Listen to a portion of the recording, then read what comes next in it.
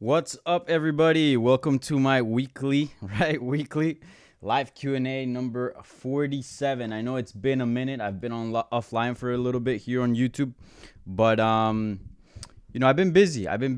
And life gets in the way, so sometimes these things happen. But I am back. Hopefully, I can return on doing these on a weekly basis.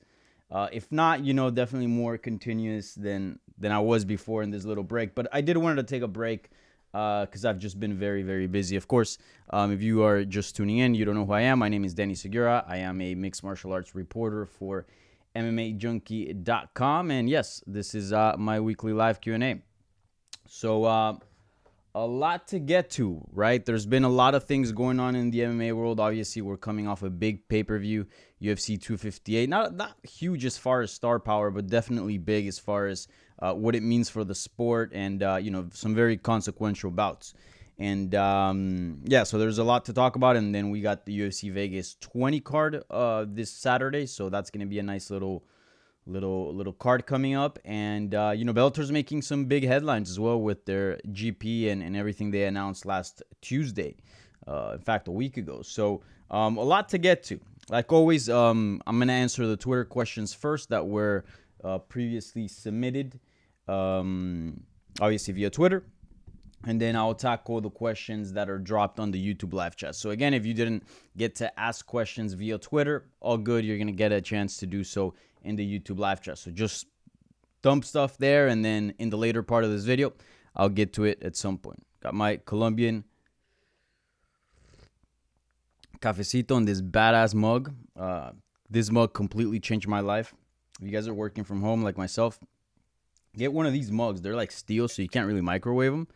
But they have this technology that just keeps the coffee hot like for hours.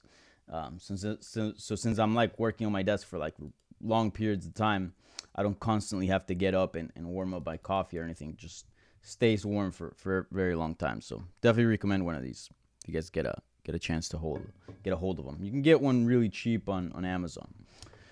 All right, but anyways, let's get right into it. Lots to talk about. So first question is by Midwest Word. He wants to know who deserves the next welterweight title shot and why. Usman called out Mozville.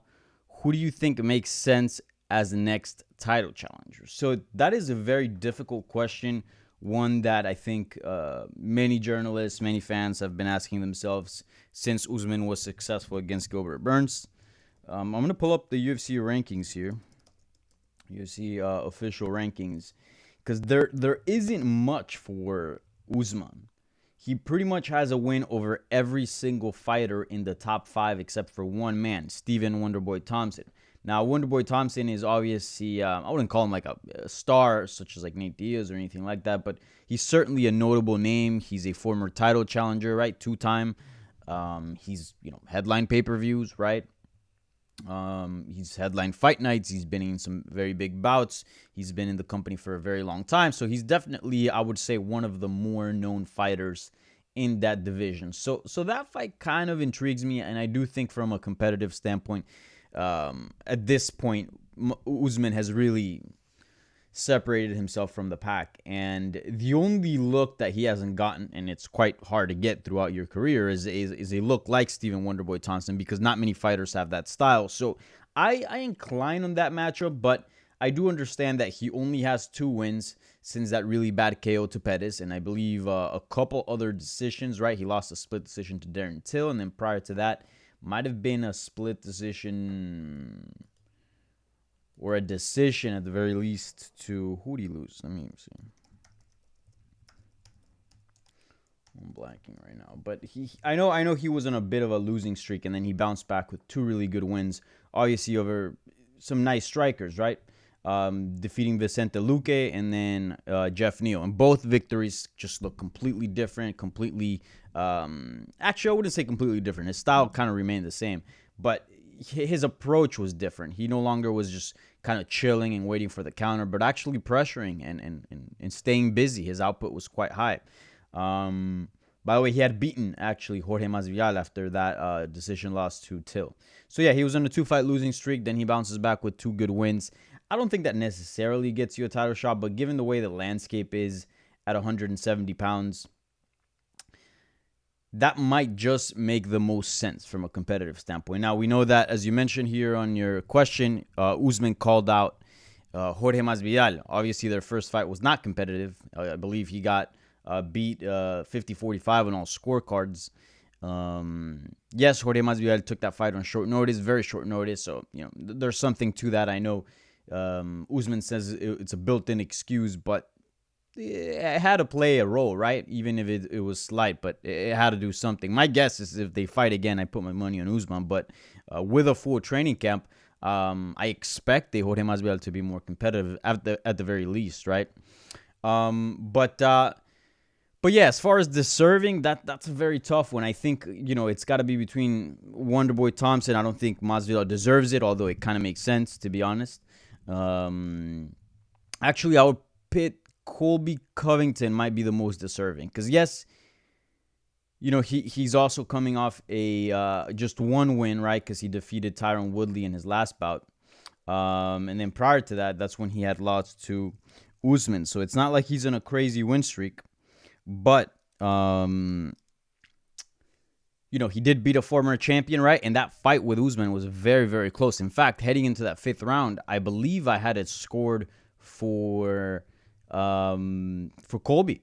I believe I had a score for Colby, and it was a close fight. I understand it could have gone either way, if obviously it would have made it out of the 5th. But as of going into the 5th, I believe Colby was up, and yeah, it was a close fight. I think that 5th round, if it would have gone to decision, would have been a huge key factor in that bout. But obviously, Kamaru Usman stopped them in the 5th. The stoppage wasn't controversial. Colby has kind of warped that narrative. Wasn't controversial at all. I don't think it was a late stoppage. I would have liked to seen it gone a little longer. I think maybe there's something to that slight, but to say it was a bad stoppage, I don't think it was. It wasn't premature at all. Obviously, Colby was hurt. In fact, he had a broken jaw, from what we heard from reports. So look, I think it's between Covington or Stephen Wonderboy Thompson. I think those two deserve it best. Leon Edwards is also up there. I think he'd probably be a third. Obviously, he's in a crazy win streak, but the names are not really there for him. He's beaten some solid guys, but not he's still missing that one key victory, right? I think the Tyron Woodley bout would have been it if he would have gotten it back in March, but obviously, the pandemic hit and everything got canceled. But it is a very tough situation. I think as of now, from a sporting side, like I said, I think it's between those three: Leon Edwards, Colby Covington, and Stephen Wonderboy Thompson. But as far as promotion-wise, I wouldn't hate that Jorge Masvidal rematch, to be honest. I wouldn't hate it. It would be a little bit of a placeholder. And I say that because we do know that the UFC is trying to match up Leon Edwards versus Colby Covington. So if that's the case and those two are going to be out of the picture, I'd like to see Wonderboy get one more win. And, the champion has done a lot for the UFC, stepped up on short notice, right? He had a long road to get to that title. So, give him a little bit of a money fight. And I think there's enough to kind of justify a rematch there with Masvidal. Again, I don't think he deserves it. Obviously, he's coming off a loss against the champion. It wasn't a controversial defeat. But it'd be a big bout. I think if the UFC is interested in building Usman's star power, I think that's the way you go. Obviously, Mozville is a big player in that division, a big player in the sport, period.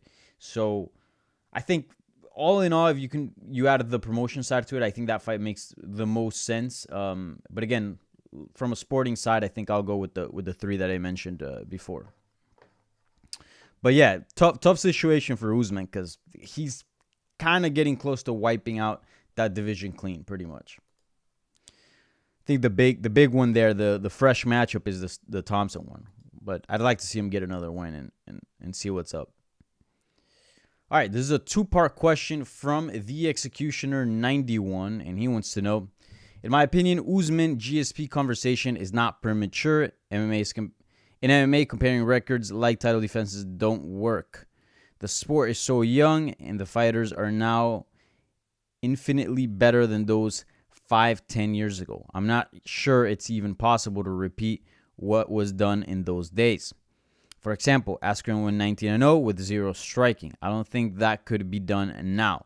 Should the greatest discussion may be separated between eras, at least for now, because I'm not sure if prime GSP could beat Usman. So I think the way some people are wording the question might not be right. I think what people are really trying to get here is measuring greatness, not really measuring skill for skill. Because obviously, as you mentioned, the sport is so young, and this sport, martial arts in general, especially MMA, evolves at a rate like no other sport. And it's not really like, you can't really compare it to boxing or anything else, because it's really like you're taking the evolution of jiu-jitsu, you're taking the evolution of boxing, Muay Thai, like all these martial arts combined into one. So if one sport, so all the evolution combined just makes it for a greater progression. Like, I'll give you an example, say just like in like city planning or developing, right? If you're working on one building at a time, right? Or just one specific building, sure, over time in 20 years or whenever that building's finished, the city all in all will have some sort of development, right? But if you're developing in all these other areas, right, all of a sudden in 5 years, you could get a lot more done. So, yeah, MMA is evolving at a ridiculous pace, so it's safe to say that the fighters today are far better than the fighters back then. You can get away with a few years. You can get away with a few fighters that maybe were ahead of their time. But all in all, that's where the trajectory of the sport is going, right? I think if you put a prime GSP versus a prime Usman, I'm going to be biased here. I don't know. I think really highly of GSP. I might favor GSP, but I'm not entirely sure. I think it's up there. But again, GSP is one of those rare exceptions where he was able to fight through generations, and not many are able to do that, right? So I don't think that's the right question. We're not measuring skill here. We're measuring greatness, because you got to keep in mind, you are competing against the people that are in your era, right? So that's what's going to be taken into account. So there's got to be a little bit of a conversion there, right? So in greatness, I think the talks are way too premature, and I saw it on the broadcast, and that's what I think was being alluded in the broadcast, like, oh, he's getting close to beating GSP's record, and I think he's up there, and he might be the greatest welterweight ever. That's way too premature, way too premature. And I have all respect for Usman. I think he's a fantastic talent. In fact, he changed a lot of my perception about him on Saturday night. Going into it, I thought he was pretty good and a great fighter for sure. But leaving that event, like, Jesus, that man is you can tell there's levels ahead of him. Like, there's levels that he has yet to unlock, and that's going to be scary for all the fighters at 170 pounds. Again, we're seeing this guy that used to be just a pressure fighter with good wrestling and just very, very strong and obviously technique in that department, to not being an actually like masterful striker. Like, that jab was beautiful. That jab carried tons of power. I haven't seen a jab that powerful in quite some time. His chin was good because Gilbert Burns got power and tested him. I mean, the guy's just getting really, really well-rounded and a lot more dangerous, right? I think we were used to seeing decisions by Usman, and all of a sudden he's finishing guys like Gilbert Burns who are extremely dangerous. So again, I can sit here and talk, highly of the champion for days, but we're measuring greatness here, not skills, and he's far from GSP. I mean, again, he's in the middle of his prime, whereas GSP's career is basically over, right? Who knows if he'll ever come back? I doubt it, but it's just not a fair comparison. I mean, if you follow soccer, football, right? It's like comparing Mbappe to CR7, who's at the end of his career, right? Like, it's just not fair. You just can't do that. So in that end, I think they're premature. And look, I think, two-weight champion, right? Champion at 185 pounds, champion at 170, 11 title defenses. I mean, the guy has just an incredible resume, and he's beaten so many good fighters throughout his tenure. I think, like I said in the previous question, with Stephen Wonderboy Thompson still being out there and looking good, and a few other guys coming up, I think Usman has has had most of the looks at 170, but there's still some challenges that would be interesting to see if he can surpass, like the Wonderboy Thompson, right? Like, that's a tough puzzle to solve. So I think we need to see more of Usman for him to be in that conversation. I do think as far as greatness, he might have surpassed Tyron Woodley, to be honest. I think his record today, keeping in mind he only has one defeat, keeping in mind, again, it's only his third title defense, but he had a really long road to get there, and the people that he beat to get there, right, like that Leon Edwards victory is aging quite well. I think he might have surpassed Tyron Woodley. But again, it's too early into his title run. Give the man some time. But yes, I disagree with you there, the executioner. And it's kind of like, I feel like it's also like a little bit disrespectful to GSP. Like, that dude's done so much. I think the comparisons are very unfair. But I'll say this: Usman's giving me a little bit of GSP vibes in the sense of, we see that he switched camps from South Florida and training with Henry Hooft. And Henry Hooft is a fantastic coach. Obviously, got him to be championship caliber, right? He won the belt with him. But Henry Hooft doesn't know everything, and it's not to take a shot at Henry Hooft. I don't think any single coach knows everything, right? And something that made GSP so brilliant, and one of the reasons why he was able to transcend generations and be at the top for such a long time, was because he seeked the best knowledge, right? If you wanted to train jiu-jitsu, he would go to New York City and train with Renzo Gracie. Right, and Danaher, he ended up adding him to his camp. He wanted to sharpen up his jab and his boxing. He went and trained with Freddie Roach. He wanted to get different looks. He went down to Jackson Wink and trained there, right? He was always loyal to TriStar and his home base, but he wasn't afraid of leaving that gym, and that gym was also very open with him as far as like an open door policy, and he was able to go and seek knowledge elsewhere. Obviously, Usman's still not at South Florida. It's not like he's, going around for shopping for other knowledge and then coming back home. But still, he did switch camps, I think, at the right time. If you want to evolve, look at Alistair Overeem. He's been at the top of the game for like over 20 years, and it's not coincidence. And it's not that the heavyweight division sucks. He's a guy that's been, for many years, trains for several years at one place, gets all the knowledge he can get from that place, goes to another. And that's how you manage to stay game, in this fight world. So clearly we saw the handiwork from Trevor Whitman that night. That boxing looked just so crisp, and I think Kamaru Usman is a brilliant fighter, not only because of what he knows what to do in that cage and what he does, but also career management. People forget that that's a big part of being great. You can be have all the talent in the world and athletic abilities, but if you poorly manage your career, you're not going to get to a lot of places. And I think this switch to Trevor Whitman and getting a more personalized training was just absolutely brilliant, and we're seeing the benefits of it. So that's, I'm getting a little bit of GSP vibes there from him. So who knows? Maybe he goes on to become the greatest welterweight of all time, but I think the talks are a bit too premature at this point. All right. The next question is by Matt Brown's Elbow. Oh, God. Matt Brown's Elbow. Is that a Diego Sanchez picture? I can't see. It's too small.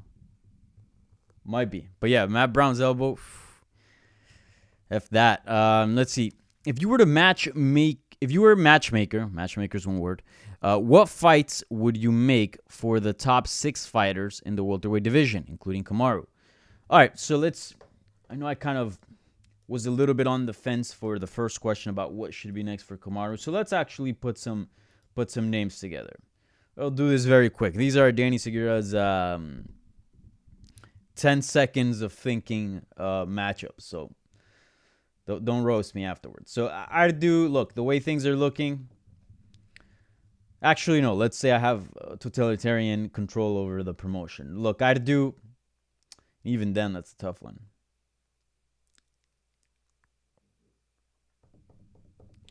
Ooh.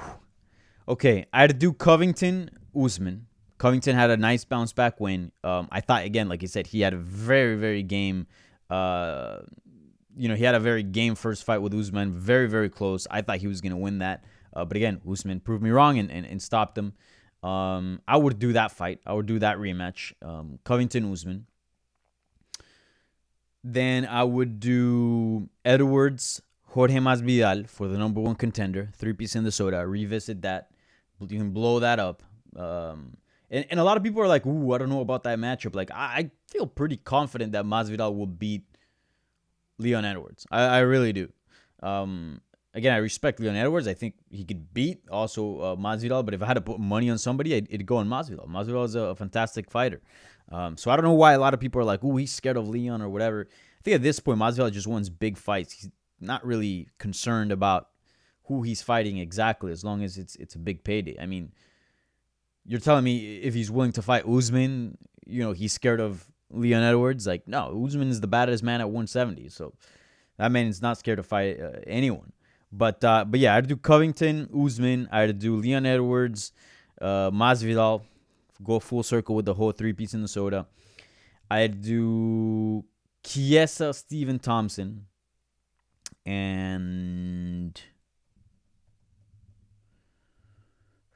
then Burns, I know he wants a quick turnaround, but I'd have him sit around and wait for one of the winners or losers from those variations. That's how I would go about it. So that's your top 6. But if I had to match somebody up with Burns, I guess just put him up against I don't even know. Hamzat. Whenever he recovers, right? We don't even know. He's having a tough time with COVID, unfortunately. Maybe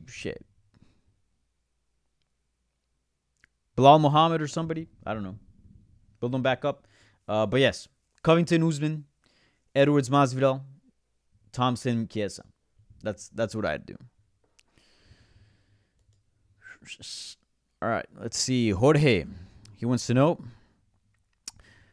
who does it make sense for Grasso and Gastelum to fight next? What fight stands out to you? What fight stands out to you on the UFC Vegas 20 card? Jesus, my eyesight is terrible.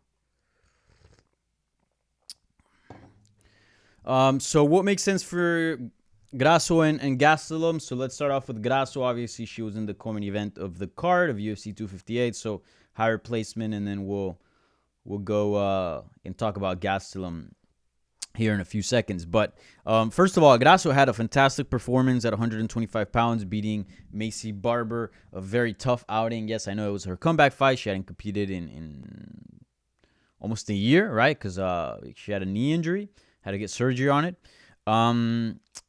But Barber is very good. Barber can be, a big problem to a lot of girls at 125 pounds. I mean, she's ranked in the top 10 for a reason, and, she's picked up very, very good wins to get there, right? So Grasso had a tough test right off the bat. But, being ranked at 115 pounds, moving up, being a sort of a big name, I feel like she's a bit of a fan favorite. I'm not going to say she's like the biggest UFC star, but I'll tell you this, on the Hispanic side of things, whenever I interview her, usually those interviews do well. And there's interest in Alexa Grasso. And also, she's an exciting fighter, and, strawweight division is fun, and I think a lot of people dig it. So moving up and having a number next to your name, having competed in what I think is the toughest division as far as women's MMA goes, 115, you're obviously going to have a target on your back, and you're obviously going to be a little bit... you're going to get, you're not going to fight through all the contenders trying to get into the rankings. You're gonna be right there fighting the very best. So that's basically what we've seen. She's now 2-0 at 125 pounds. I've interviewed her several times, and she just looks so happy. That cut to 115, I don't know how bad it was, but it had to be very, very bad, because she just said, she just told me, when I interviewed her in Spanish for Hablemos MMA, MMA Junkies podcast, in Spanish, and she's just like, I just enjoy life. I'm just so much happier. It just came down to that. It was that miserable. And she had to describe to me how, through her camps at 115 pounds, she wouldn't lift weights at all. In fact, whenever they started doing some strength and conditioning, and she started feeling getting a little too big, a little bit too much pop, she would have to not do that. She would have to like completely stop the strength and conditioning and then just focus on conditioning because she couldn't afford to gain muscle. It was that bad. And when you're training and when you're doing these physical things, especially, you know, at her age, 27 years of age, mid-20s, right? When she was fighting at 115, like your body's just going to start building muscle, you know, if you're just physical. So even wrestling, like if you're just wrestling, and you're not lifting any weights, you're gonna get big. Like you're gonna get jacked. Your neck's gonna get bigger. Like everything, your back's gonna get bigger. That's just what wrestling does to you. So anyways, yeah, 115 was just not sustainable for her. Now 125, I really do think she can achieve the potential that the UFC saw in her. That, you know, perhaps she couldn't unlock at 115 pounds. Also, 115, like I said, it's the toughest division in women's MMA. So, you know, it does help to be fighting a little bit of easier competition. Now, the very top of 125, I think might be, actually Amanda Nunes might be the toughest, right, champion out there. But I think Shevchenko is right there. Like, I really don't see her losing her belt at 125 pounds anytime soon. So that's a bit of a problem. But getting to fight Shevchenko, I don't think that's a problem for Grasso. I think she's game. I think she's skilled. I think, you know, you can tell her back was packed a little bit more muscle in this fight. I think it's going to take a few fights for her to really feel like a flyweight. But, you know, she's got the speed. Her punching power, I think, increased. Her technique is not going anywhere. Against Macy Barbara, who's a very strong fighter, was able to actually win a lot of the clinch battle, and which I was surprised against the cage. So, you know, props to Grasso. I think she's evolving, and we'll see. We'll see what's next for her. You know, I think she's very promising. I wouldn't like for the UFC to rush her, but I think they might just do that because that's what the UFC does. I mean, Dana White compared her to like the Ronda Rousey of Mexico. I mean, that's how highly they think of her. And look, she's in the top 10. Today they updated the rankings, I'm guessing, and she's actually ranked number 10. Before the Macy Barber fight, she was at number 15, so she just jumped 5 spots. So she's at 10. I think she should only fight upwards, right? I think a Jessica Ai fight makes a lot of sense. I know she's coming off of the feed, but she's a former title challenger. A lot of people don't like her, I know, but you know, people know who she is. I think a Jessica Ai fight would make a lot of sense. Let's see who else there. I know Caitlin Chukagian called her out, but like from a styles standpoint, I wouldn't like to see that fight. Imagine a Jessica Andrade Grasso fight. Boxing wise, it would be beautiful. I'd probably favor Andrade in that one, but Andrade should be fighting Shevchenko. So I'd go either with like an Andrea Lee or Jessica Ai, but I really like that Jessica Ai matchup just because Jessica Ai is a veteran, you know, and I feel like she needs to, you know, build a little bit of a resume with those names, get on a bit of a streak, and then fight for the title. Obviously, you know, cracking in the top 5. But just guys ranked number 8 right now. Grasso's 10. I like that fight. I'm about it. So that's who I would match her up against with. And as far as Gastelum, he really needed this win. And I just want to say something. I said this on Twitter. And I guess, you know, people agreed with it, so a lot of people shared it. But how is it that, like, the narrative from the media and from the broadcast, and also in Gastelum's mind, because he said it himself, he said, I'm fighting for my job here. My job is on the line. But yet you're ranked number 9 in the division. So how can you be among the 10 best fighters? Acknowledged, not thought of. Acknowledged that you're among the 10 best fighters because you're in the UFC's official middleweight rankings at number 9 and be fighting for your job. How is that possible? I don't get it. I really don't. It's the most absurd thing in the world. I didn't think Gastelum was fighting for his job there. I think if he would have lost, it would have put him at 0-4. Definitely an ugly situation, but keep in mind that first defeat was an all-time war against Adesanya for the interim title, who he is now champ and destroying everybody. In fact, Gastelum was his toughest fight in the UFC, maybe his entire MMA career. Definitely his entire MMA career, because until that point, he hadn't... I mean, he's still undefeated, right? Then you lose a very close split decision, weird fight where nothing happened to a very good guy in Darren Till. Then you get a really quick heel hook submission loss to Jack Hermanson, which again, that one was ugly. Like, you don't want to lose in just seconds, right? And, you know, I didn't think neither fighter broke a sweat, but Hermanson's great. So you're losing to the very top. You fought for the title. And all of a sudden you're fighting for a job. What? That doesn't make sense. If he is fighting for your job, and look, I'm not here to tell the UFC who should they employ and who should they keep and who should they release. Obviously, you know, they're gonna do whatever they want to do. But if he really is fighting for his job, he shouldn't be in the rankings. Because I would assume if you're fighting for your job, you don't deserve to fight in the UFC, right? That's what you're trying to prove. Hey, no, look, I'm gonna get a win here. I deserve to be here. That's what you're trying to prove. So it's just ridiculous that somebody ranked in the top 10 among the 10 best fighters in the world at 185 pounds that night, that person is fighting for his job. That's pretty ridiculous. So we have crazy expectations for these fighters, unfair expectations, or the rankings are complete BS. I think it's a bit of both. In my opinion, I think Gastelum's among the very best. Should he, after 3 defeats in a row, be ranked number 9? I'd actually think that's a fair ranking, but I don't think the man should be fighting for his job. Now, if he's losing to fighters outside of the rank, it's okay. That's a different story. But anyways, I know I'm going a bit of a rant here, but I just thought that was kind of ridiculous. And yeah, unfair pressure for Gastelum. Dude, you're among the very best. We know that. But anyways, what's next for him? I didn't think it was the most impressive win, but certainly, like, he did well. He fought well. Ian Heinisch is a tough dude that could give problems to a lot of people. I mean, he's in the rankings himself, so he's one of the top guys at 185 pounds. Obviously not the very, very top, but certainly among the best 15 fighters in that weight class. So I think the most important thing was get a win, right?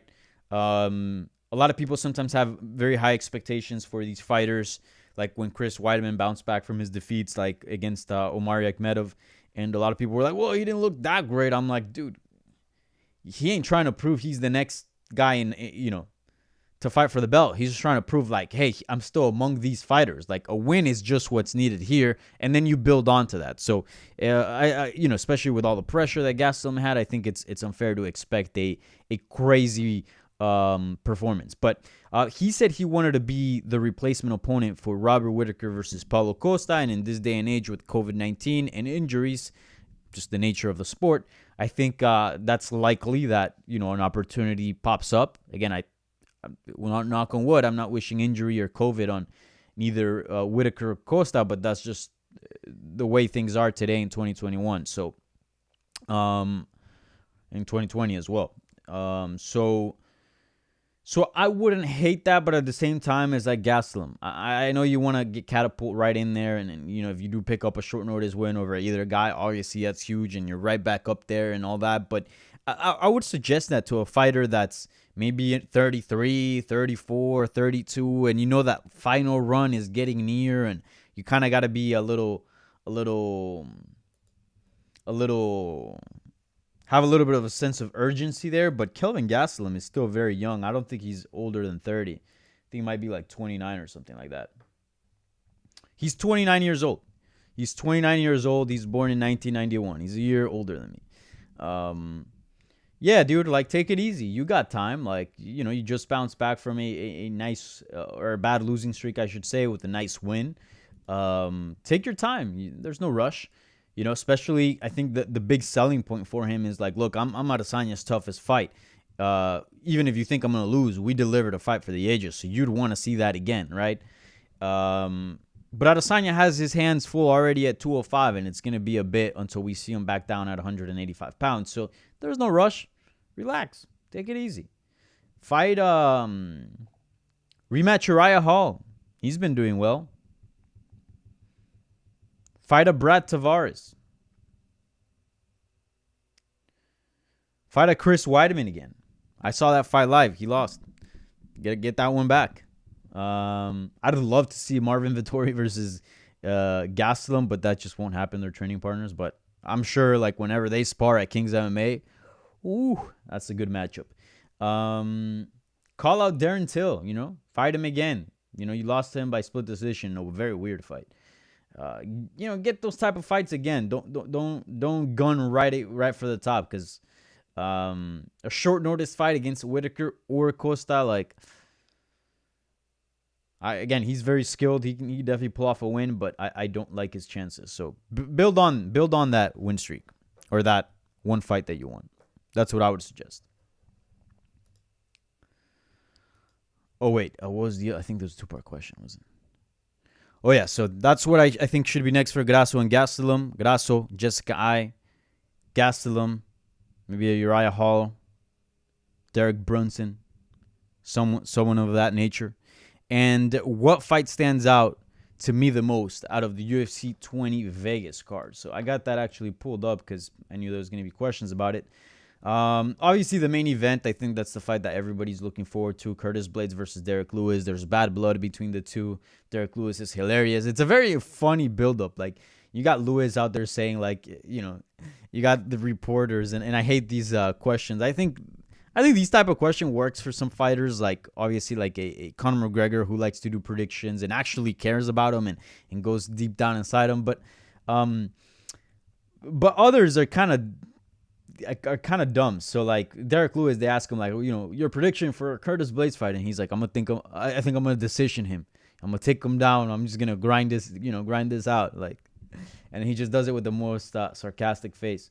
I love it. I think it's hilarious. So I'm excited actually for this fight week. It's gonna be funny. But yeah, obviously I think that's the fight that I'm most excited for. And then the Caitlin Vieira, Yana Kunitskaya fight in the co-main event, I think that's interesting. Alexei Oleinik fighting Chris Dakakus, I think that's interesting. Good fight for Dakakus. Always a fan of Oleinik to see if he gets that an Ezekiel or whatever they want to call it. Very effective technique, and it's always like, oh, is he gonna get it? So I'm about that. Arlovsky, he's an old school guy. I'm always a fan of his. Been a fan of his for many years, so I'm gonna watch that fight. And Thomas Spinell, interesting prospect. So maybe if he gets a nice victory there, who knows where that'll take him. Danny Chavez, fellow Colombian, fighting Jared Gordon. That's gonna be a good fight at 145 pounds. Eddie Wineland's back against John Castañeda. That's going to be interesting. Drakkar Klose is always a fun fighter to watch. Luis Peña. That's going to be a good fight between them two. There are some good fights. There's not like a specific fight that like stands out that you're like, ooh, this fight, apart from the main event. But below the main event, there are some good matchups that like I'm down to watch. Phil Haas is also an interesting fighter. So it's a good card. It's a sneakily good card. Chas Kelly's on there as well. Good card. Looking forward to it. But obviously that main event is it. Michael Otero wants to know what sells more pay-per-views, Usman versus Mozville or Mozville versus Covington. That's a tough one. I think if we're just measuring star power, I think Mozville versus Covington does it. And obviously there's more bad blood there than there is between Usman and Mozville. Believe it or not. But obviously, having that title and also having the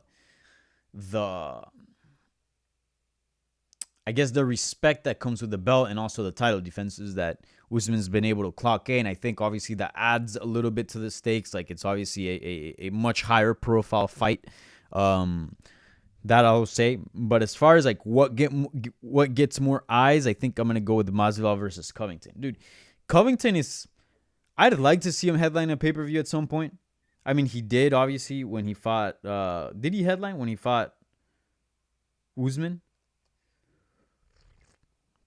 No, it was UFC 245, if I'm not mistaken. UFC 245. I might be wrong here. Yeah, he did headline. Co-main event was Holloway versus Volkanovski. That's when Volkanovski first became champion. Oh, Amanda Nunes fought on that card too. I didn't even know. Oh yeah, that was that three title fight card. Yeah. So, what were the pay-per-view wise for that? Granted, Nunes has a little bit of star power. Max Holloway does as well.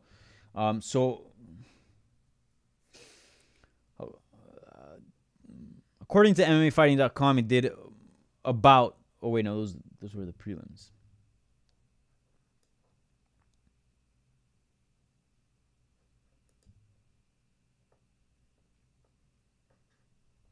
Yeah, no. I mean, trying to get the pay-per-view buys, statistics, it's hard. It's hard to come across. I think the one dude that was like really on point about that was Dave Meltzer, but I haven't seen anything in a bit.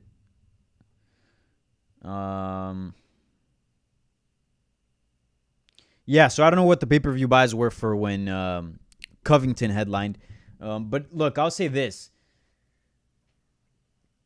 I think Covington is like low-key a star, like low-key. Because I know, like, I have a few friends that like don't know anything about MMA, don't watch anything. They don't know anything about combat sports. And I know this is anecdotal evidence, and it's not really evidence, right? But I had a friend, and again, this is some hipster in Bushwick, Brooklyn, who doesn't really watch sports. The only thing he watches is maybe a little bit of soccer. But somehow on Instagram or I don't know where, he came across like a little Covington promo, and he's like, yo, F this guy. Like, and then he texted me because obviously he knows that I cover MMA for a living.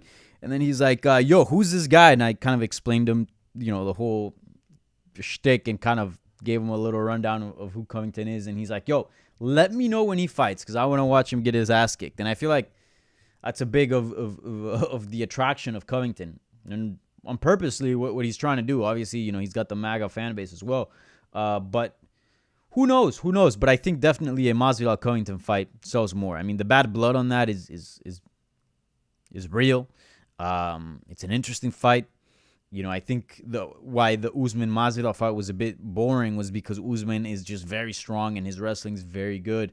Covington has very strong wrestling as well, but it's not nearly as strong or as good as Kamaru Usman's. Like, who wins in a wrestling match, Usman or Covington? Usman wins. But I would say maybe a few months ago that Covington has the better striking. Now, after watching UFC 258, I don't know. But anyways, I do think Mozville versus Covington sells more pay-per-views, but again, that's a tough one. I feel like the belt sells a lot too. We got to prove Covington's star power one way or another. We know he's hated, but does that transition into pay-per-view buys? I don't know. All right, A Pass of Wokeness, the biggest hater on this program. And he says, what do we see first? It should be N, 165-pound division or GSP versus Khabib?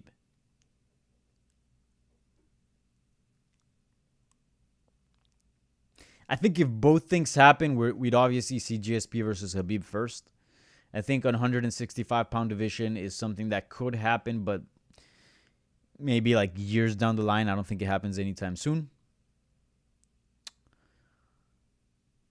But I think GSP versus Khabib is unlikely. So I'm going to bank that GSP versus Khabib Nurmagomedov does not happen. And that years down the line, we'll see an 165-pound division. That's what I think. All right. The Executioner 91 back at it again, and he wants to know, why is Jorge dismissing real contenders that he should fight? Isn't that just ridiculous? Colby and Leon, in my opinion, are ranked above him. Okay, he took the title fight on 2 weeks' notice. But before that, he beat Ben Askren, Diaz, and Till. He wasn't on some ridiculous run. So I disagree with just the premise of that question. I mean, it kind of makes it seem that Jorge Masvidal, it's not ridiculous. Like, Jorge Masvidal is dismissing contenders. Oh, my computer's about to die. Dismissing contenders because he's trying to get big fights, man. The guy's not that young. Like, people think Jorge Masvidal is this young guy just because he's, like, kind of recently broke through. But the guy's 36 years old. Turns 37 in November. So, and he said it himself like a while ago. I don't think it made too many headlines, but he doesn't plan on sticking around the game for a very long time. He wants to make some good cash and bounce out or glide out, how he would say. And that's fine. I mean, you've been fighting since 2003, almost 20 years. And if you're well off, why suffer more damage? Why, put yourself in at risk of potentially facing damage that will stick around, for the rest of your life? It makes sense. I get it. So I don't fault him for trying to get the biggest fights possible. And if that means sitting out for a little bit to make a lot more money later on, in a few months, I'm not gonna hate the man for that. So I don't have a problem with him vouching for the biggest fight possible and sitting out. Now, do I want him to fight often and fight, all these contenders? Sure, because that's me as a fan, right? I'd love to see him back in the cage because I'd love to see him, throw down with fighters. But, that's not the reality. So I don't necessarily think he's dismissing as far as not wanting to get real challenges. I mean, he's trying to get a fight with the champion. So I think that in itself should show you where his mind is at as far as being willing to fight the very best. Or Nate Diaz, right? Like, he's really just wanting to get the biggest fight possible. Obviously, we know the title brings money. Title fights bring money. So I think that's what's going on with him. I don't really think he's dodging Colby or Leon as far as the challenge itself. And I think that run that he had was impressive. I mean, beating Diaz is a pretty good fighter.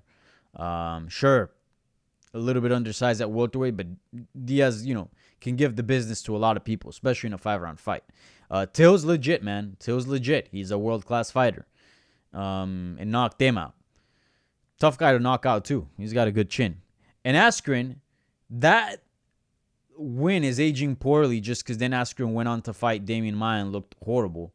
And then basically didn't pick up or what many people think, didn't pick up a legit win. He did beat Robbie Lawler, right? But even that win was controversial. So yeah, that win doesn't look that great now. But at the time, also the fastest knockout in UFC history. That run is impressive. That run's impressive. So, and also, Till in Liverpool. Was it Liverpool? Somewhere in the UK he fought Till. That counts for something. So I do think his run was impressive. Obviously there are other runs that are more impressive than his, but it ain't nothing. And yeah, I don't think it's ridiculous. I mean, the guy's again, to answer your question, I don't think his dismissal of contenders is ridiculous. The man's 36, doesn't plan to fight forever. He wants big fights. He's trying to get big fights. It sucks as a fan. I understand. I would like to see him. I like his style. I like his fighting style. I would like to see him in the cage. But his priority is not really to, or his main priority is not really to entertain fans, but to make big fights and get big money. I think that's what he's trying to do. Like most fighters are. I mean, this is prize fighting, right? All right, so that does it for the Twitter questions. Now I'm going to go over to the YouTube live chat and answer those questions then. All right? So, again, if you didn't submit questions via Twitter, if you did, thank you. If you didn't, now's your time to throw stuff on the YouTube live chat, and I'll get to it in just a few seconds. Now, YouTube does this weird thing where if you threw questions before I went live and then I go live, or maybe the streaming software that I use, then I can't see those questions. So if you did and I don't get to them, that's why. So make sure to throw them out there. All right. Tay was on 656. Hot coffee, count me in. Yes. Still hot, dude, and I've been talking for like close to an hour here.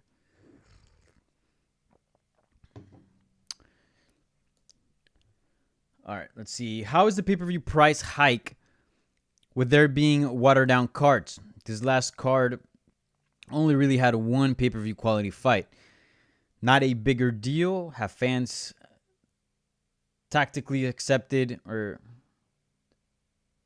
tacitly accepted or do hardcores illegally stream? I don't know, man, but obviously I expense these cards. Obviously, this is my job, so MMA Junkie pays for them. thank God.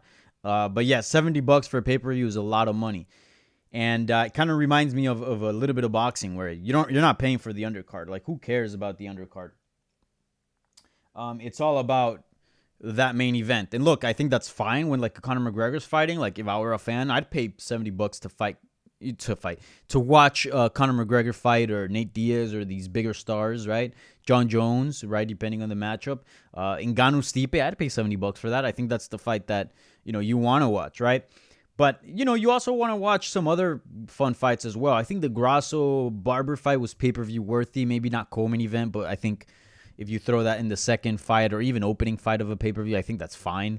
But yeah, I agree with you. But keep in mind also, Uriah Hall was going to fight Chris Weidman in the co-main event. Former champion, big fight at 185 pounds.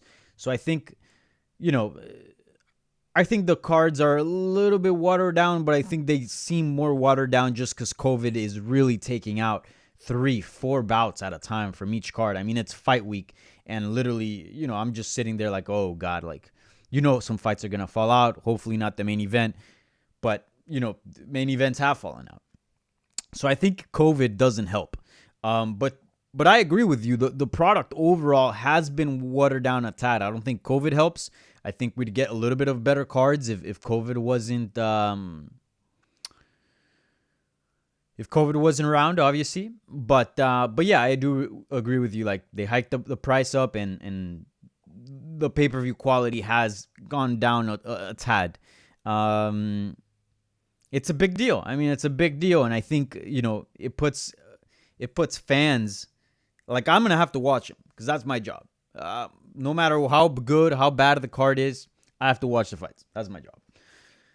So, but as a fan, you're going to have to make important decisions, and that's when the consumer fires back. And sometimes if they can dictate the market. So, like, look, if the UFC hosts a card and nobody buys it because just nobody's willing to pay $70 for it, they're going to have to think twice about putting on that type of card, because obviously, their goal is to maximize profit. And part of that is, you do have to put a good enough product out there for people to buy it. So that's your decision, man. It's a tough decision as a fan. I get it. If you're a hardcore, you want to watch everything, even if it's not that good. But, we are in a pandemic, especially I remember in my early 20s when I was in college, like $70 is a lot of money, man.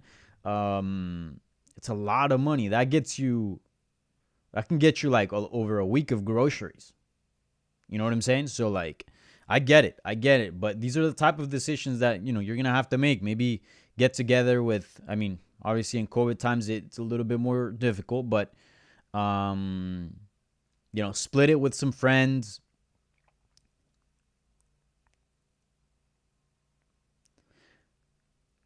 I don't even know if what I'm about to say it's illegal. It can't be. So I'm going to say it anyways. So there's a little bit of a glitch. Not a glitch, but actually, no.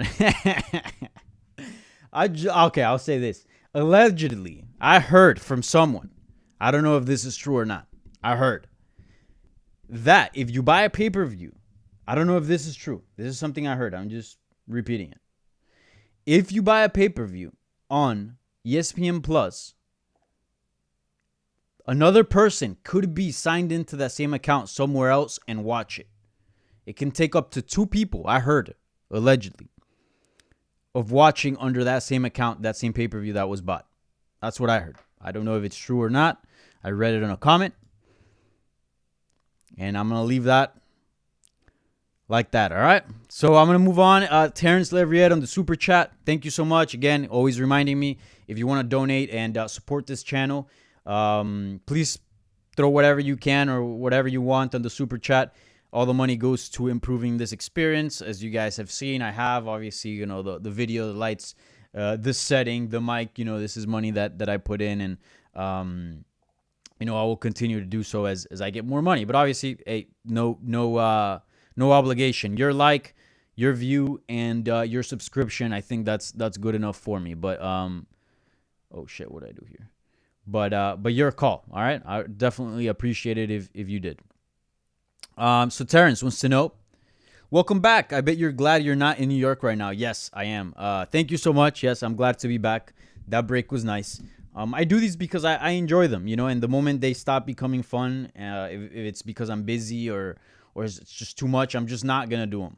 I know that sounds a little rough because you guys probably want to see these often, but I want to have fun. You know what I'm saying? I don't want this to turn into something that I hate. So if I feel like I need to take a break, I'll take a break. But I feel good now, and I'm back and expect these on a weekly basis. But anyways, welcome back. Thank you. I bet you're glad you're not in New York right now. Yes, New York right now sucks.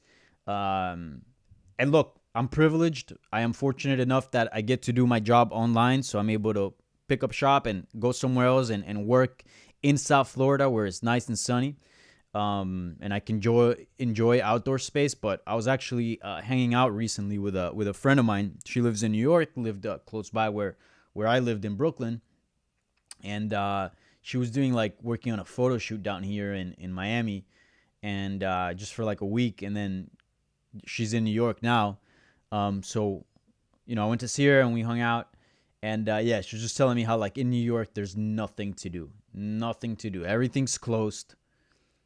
There's no outdoor activities because it's freezing. So you can't, you can go maybe, walk around the park for a little bit, but it's not like you can spend 8 hours at the park and just an entire day at the park. It just doesn't work.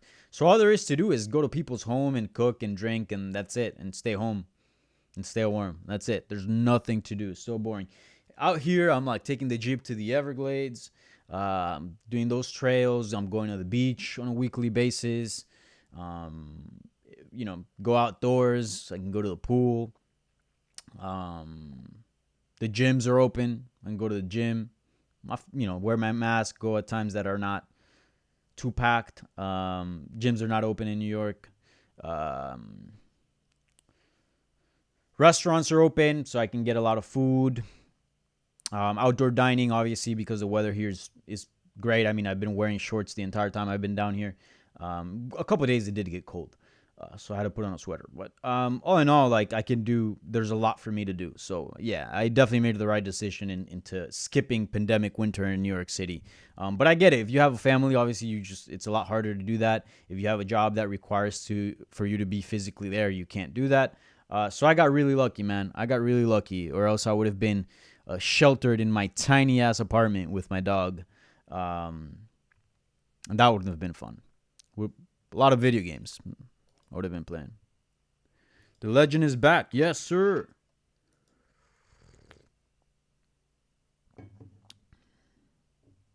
Oh, God. Mystic Gem. Do you think the winner of Ben/Paul should fight Mayweather Paul for boxing GOAT? No. I don't mind these fights all that much, especially when you get like Mayweather. Dude, you got so much money that I don't, I mean, do whatever you want, right? You're free to do whatever you want with your life. But it's just really? You already got so much money and you got businesses. You don't need this, man. You don't need to do this. Ben Askren, I'm not saying he's a broke fighter or anything like that. In fact, he actually seems like a very financial, smart, and savvy person, and doesn't seem to live a very lavish lifestyle, right? You don't see him out there in Ferraris and crazy watches or anything like that. So I expect he's fine. And I mean, he was champion in some big organizations. Bellator won. I mean, he made it to the UFC, right? Had some big fights there. But so I'm sure he's fine money-wise, but I don't get the sense that he's like a Mayweather. Obviously, just Mayweather is one of the richest athletes today. So when he lands one of these fights, good for him. I'm not going to hate on a man trying to better his life and his family's. Never. I'm never going to do that, Now, does that mean I have to watch it? No.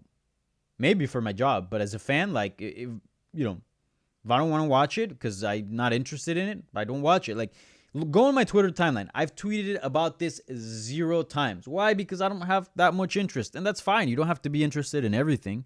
You don't have to buy every single UFC pay-per-view. If it doesn't interest you, don't buy it. That's your call, and I think that's perfectly fine. You pay what you want. But if there are people that want to pay for that kind of show, then, good for Ben and good for Jake Paul. Or is it? Yeah, Jake Paul. They'll make some money.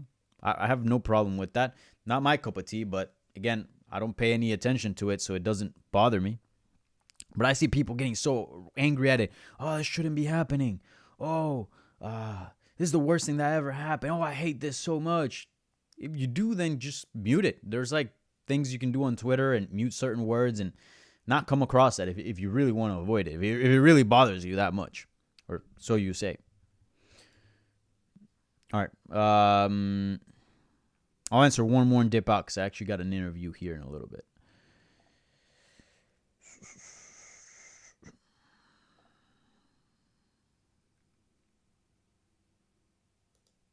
Eduardo Romero. Dude, why? How the hell did this get smaller, dude?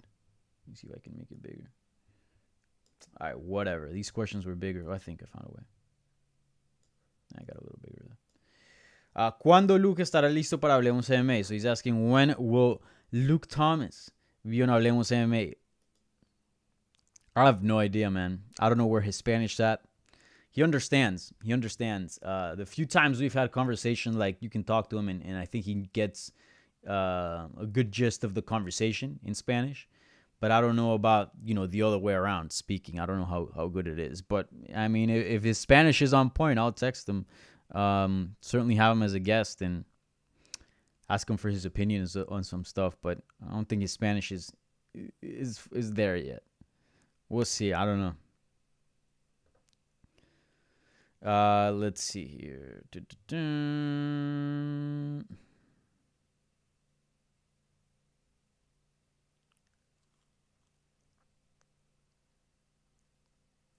All right, I'll answer this one and dip out. Squall91. Do you think Bellator made a mistake in booking Rumble and Romero round 1? Wouldn't it be better if it was semifinals or finals, or too much to risk to not have it at all if one lost early on? Yeah, that's the big thing, right? It's a big gamble. I think my original thought was like, yo, keep them away. They're very good fighters. There's a very, very good chance they'll likely find themselves fighting each other in the semis or final, as you mentioned here. But you never know, man. There's injuries. These guys are both older, right? Romero is in his 40s. Rumble's like 36, 37. So it's not like, they're in their 20s and you go, okay, well, it didn't happen now, but it'll happen down the road. Like, down the road is retirement. That's what down the road is. There isn't, this is it. Like, there's this Grand Prix, and maybe I expect a couple more fights out of them if they do decide to continue fighting beyond the Grand Prix, depending on how far they get each. But that's it. I don't really expect these guys to stick around 5 years, 4 years. I mean, I think at best we're looking at 3 years. I mean, we'll see. I mean, there's guys that fought, deep into their 40s, but it's just very unlikely. So I say do it now. There's obviously a lot of buzz surrounding the matchup. I think everybody and all the fans are going crazy about it, rightfully so. I mean, it's just a fantastic matchup. Mwah! Thank you, MMA gods. But yeah, I think it was the right move. Obviously, I think the best case scenario, if it's they meet in the final and they fight for the belt, and that'd be huge. But it's also a huge gamble. You know what I'm saying? I think you do that fight now, you get the fans excited about the Grand Prix, and we see some fun action, man. And what a great way to kick that thing off. So I think all in all, they made the right decision in doing Rumble and Romero in round 1. I think it's a good, safe bet, because it's also not like, oh yeah, but you're missing out on the potential final. Yeah, but we're also just getting the fight, period. Like, we're gonna watch this thing, so it's gonna be fun.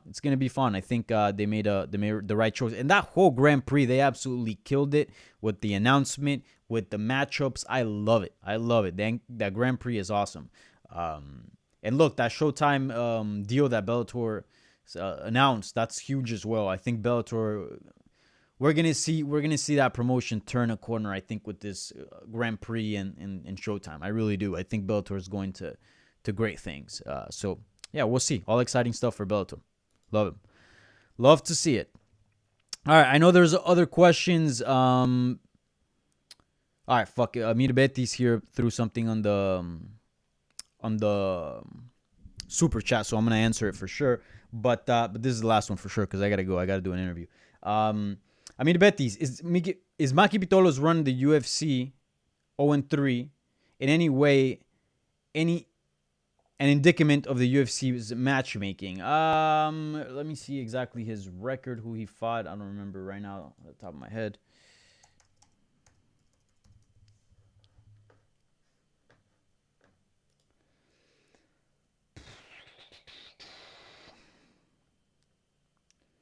Darren Stewart, Impa Kasangana, and Julian Marquez. I mean, those are all tough guys, but, you know, that's what you get when you're fighting in the UFC. You know what I'm saying?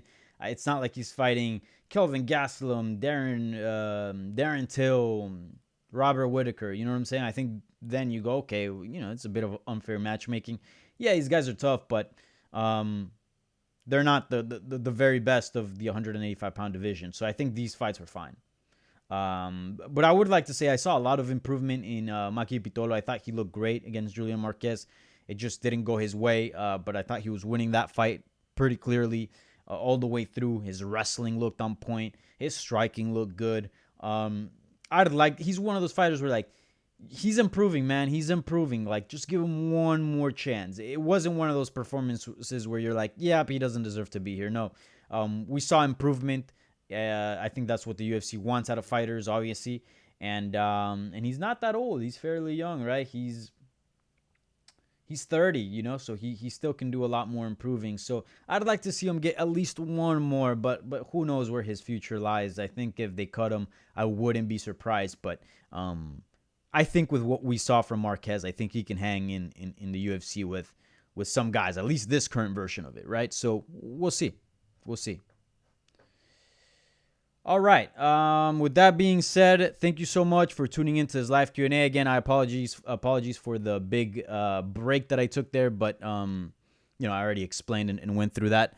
Please subscribe to this channel if you haven't already. Thumbs up if you haven't already as well. Got some cool stuff in the works for this channel, so you know, subscribe and stay tuned. All right. If you want Spanish content, head over to the Hablemos MMA YouTube channel. I transformed my Danny Segura en Español account to the Hablemos MMA one, and I've been uploading content there. Had an interview with Grasso this week. A lot of interviews coming, so make sure you tune in because there's some good content coming your way. Sounds good? So thank you so much. Hope you guys have a great week. Enjoy the fights this weekend. Stay safe, and see you guys later.